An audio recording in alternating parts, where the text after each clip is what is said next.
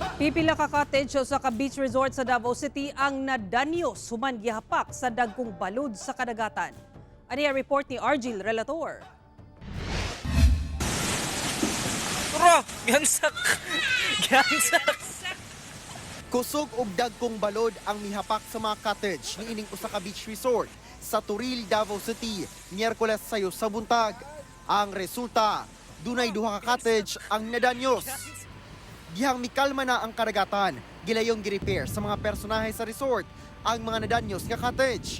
Dunay gibungkag na lang gayud ug tukuran og balik og cottage, sanglit mas trabahoso matud pa og galing i-repair.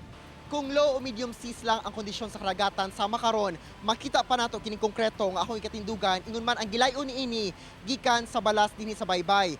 Apan kung high tide matud pa, inubanan pa sa kusog kaayo nga balod sa karagatan mo apaw matud pa ang tubig dinhi sa cottage. Ingon man moabot pa gayud ang gitas-on sa balod hangtod dinhi sa atop sa cottage. Resulta na danyos ang pipila niini. Busa sa karon ang ilang himuon i-repair una nila kini.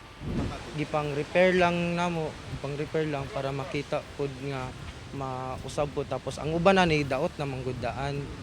Tungod ila lang i-repair lang po na.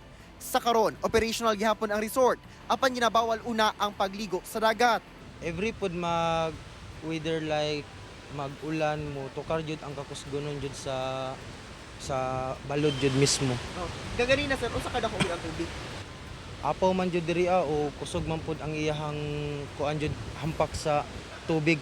Sumala sa pag-asa, epektibo ang gale warning tungod sa dagkong balod sa eastern seaboard sa Mindanao nga dala sa habagat.